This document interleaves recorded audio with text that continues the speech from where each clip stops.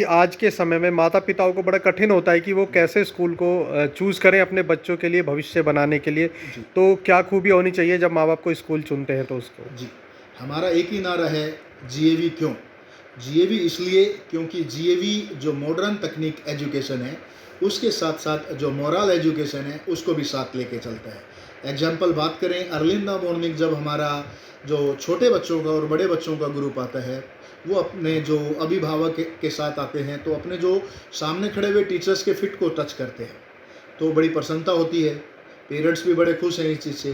तो GAV academic as well as जो moral education है, उसको भी मीन्स साथ लेके चलता है। तो ये हमारा सौभाग्य है कि इस तरह का जो स्टफ़ है, वो हमें मिला है, जो हमें ओबे करता है और पेरेंट्स एज वेल एज अपने जो टीचर्स हैं, उनकी मीन्स ओबे करता है, उनकी रिस्पेक्ट करता है। जी। आज के समय में जब देखा जा रहा है सर बड़े-बड़े स्कूल हैं, उनको कई बार इस तरह के आरोप भी लगाए जाते हैं कि वो ड्रेस के नाम पे या फिर स्कूल के जो स्टेशनरी है उसके नाम पे माता-पिताओं की जेब में डाका डालते हैं या लूटते हैं। जी। तो ऐसे में जीएवी किस तरह से माता-पिता की हेल्प करता है उनको? मैं जीएवी पब्लिक स्कूल के बिहा पे बोल दूँ कि यहाँ पे स्कूल और जो हम स्कूल में जो पुस्तक और ड्रेस है, किसी के लिए भी कंपलसरी नहीं है। 40 जो गरीब बच्चे हैं, उनको जीएवी परिवार अपनी तरफ से बात करें, मुफ्त पुस्तक एवं ड्रेस मुहैया कराता है। जी। तो ये अगर आपके पास भी कोई भी ऐसा बच्चा हो, जो पढ़ना चाहता है और इकोनॉमिक साउंड नहीं है, आप उनको मेरे पास लेके आ सकते हैं। मैं उनको पढ़ाऊँगा, उनको फ्री ऑफ कॉस्ट ड्रेस का अरेंजमेंट करूँगा, फ्री ऑफ कॉस्ट उनको बुक का अरेंजमेंट करूँगा। तो सभी अभिभावकों से मेरा यही संदेश है कि जो अगर कैपेबल पेरेंट्स नहीं हैं, उसके लिए जीएवी परिवार हर तरीके से खड़ा हुआ है। बात करें मेरे पास आज की डेट में 2100 बच्चे जो हैं, वो सभी शाखाओं में पढ़ रहे हैं। तो 2100 के 2100 बच्चों की मैंने फ़ीस जो है वो डिस्काउंट की हुई है। तो हमारे लिए फ़ीस जो है वो फर्स्ट नहीं है, फर्स्ट एजुकेशन है, देन फ़ीस है। तो कुछ पेरेंट्स आते हैं, बात करें सिंगल लेडीज़ है, कोई विडो लेडीज़ है या कोई वैसे किसी रीज़न से कोई पुअर फैमिली है, तो वो मेरे पास आएँ, एक सिंपल एप्लीकेशन लिख के दें। उनका बच्चा एक टेस्ट देगा हमारे स्कूल का कि जी होनहार बच्चा है और ये आपके स्कूल में पढ़ेगा, मैं उसको आजीवन फ्री ऑफ कॉस्ट पढ़ाऊँगा। जी, बहुत अच्छी बात है सर और ये शुरुआत जो आपने की है, इसके साथ ही हम जानना चाहेंगे बच्चों में जैसे कि आपने कहा कि मोरल एजुकेशन जो है वो आपके स्कूल की तरफ से दी जाती है, तो किस तरह की एक्टिविटीज़ और बच्चों को दी जाती है जिससे कि उनका शारीरिक विकास भी हो सके और मानसिक विकास भी हो जी, सके? अभी बात करें मैंने अशोक विहार फ़ेज़ 3 में एक यूनिट बनाई है, वो 2 एकड़ के लास्ट ग्रीन एरिया में है।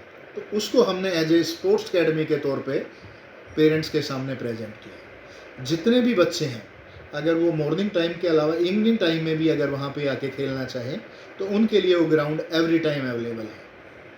बशर्ते कि उनको कंसेंट देना पड़ेगा स्कूल में कि हम आते हैं, क्योंकि उनकी सेफ्टी का कंसर्न सबसे पहले होता है।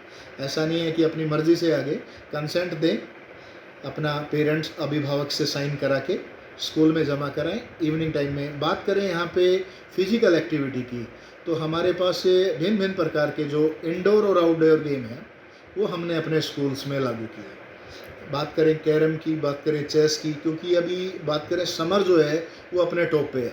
जी, तो उस दौरान हमने अपनी जो इंडोर गतिविधियाँ की हुई है, बच्चों के लिए स्लाइडर्स हैं, जो रूम के अंदर ही हो सकते हैं, चेस है, आपका कैरम है, लूडो है, इस तरह की जो गतिविधियाँ हैं, वो हमने स्टार्ट कर दिया है। बात करें आउटडोर गेम की, उसको बड़े लार्ज स्केल पे हम आफ्टर जो समर ब्रेक है, उस पे लेके आएँगे और इंटर स्कूल कॉम्पिटिशन्स भी हम कराने का प्लान करें। जी। आज जैसे कि एआई का ज़माना है, बच्चे मोबाइल के ऊपर बहुत ज़्यादा समय बिता रहे हैं, तो ऐसे में माता-पिताओं के लिए आप क्या मैसेज देना चाहेंगे कि वो बच्चों के ऊपर ज़्यादा अच्छे से जी। ध्यान रख सकें? बात करें, देखो गैजेट में कुछ पॉजिटिव चीज़ें होती हैं, कुछ नेगेटिव चीज़ें होती हैं। तो अभिभावक से मैं और अपने जो स्कूल के जो मेरे अध्यापक हैं, उनको भी एक ही बात बोलूँगा कि उसका एक समय निर्धारित करें। इवनिंग में मुझे 1 घंटा किसी गैजेट के साथ खेलना है या उसके साथ 2 घंटा पढ़ना है with the pre permissions of their parents. तो उसमें क्या होगा कि पेरेंट्स को रहेगा कि ये बच्चा इस ड्यूरेशन में ये काम कर रहा है। इन बिटवीन उनको चेक भी करें। टेक्नोलॉजी तब भी ले आती है जो हमारे बच्चे होते हैं, वो टीनेजर्स हैं, उनको इन चीज़ों के बारे में बहुत ज़्यादा ज्ञान नहीं होता कि क्या चीज़ अच्छी है, क्या चीज़ बुरी है। तो उन चीज़ों को समझाना हमारा दायित्व बन जाता है। हमारे यहाँ पे मिस प्रियंका चौहान है, जो इस तरह की गतिविधियाँ और ट्रेनिंग्स उन्होंने स्टार्ट की है, और आगे भी ये हमारी ट्रेनिंग्स चलती रहेंगी। तो उससे क्या होगा कि गैजेट का एक समय निर्धारित रहेगा सर। सर जैसे कि आपके स्कूल में बच्चों को कुछ वीक स्टूडेंट्स भी होंगे, तो ऐसे कमज़ोर विद्यार्थियों के लिए क्या कुछ किया जाता है स्कूल में? देखो, सभी हिंदुस्तान के स्कूल्स में 3 टाइप का स्टाफ होता है, टॉपर, मीडियोकर एंड लोअर। तो उसमें टीचर्स का दायित्व बन जाता है कि उनको फाइंड आउट करें और पेरेंट्स के टच में रहें, पेरेंट्स से बात करें।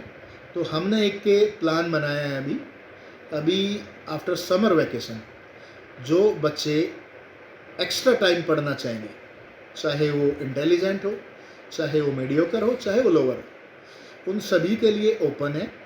इन द मॉर्निंग टाइम हम 40 मिनट्स उनको एक्स्ट्रा क्लासेस देंगे, इन द इवनिंग टाइम हम उनको 40 मिनट्स एक्स्ट्रा क्लासेस देंगे with the consent of parents only. तो पेरेंट्स अगर हमें बोलेगा कि सर इस तरह की गतिविधियाँ आप कराएं, तो मैं एंटायर ईयर उसको कंटिन्यू रखूँगा, जिससे हम पहल करेंगे जो हमारी बोर्ड की क्लासेस हैं उससे, सो दैट कि हमारा जो टारगेट है कि जो हमारा 100% बोर्ड का रिजल्ट आए।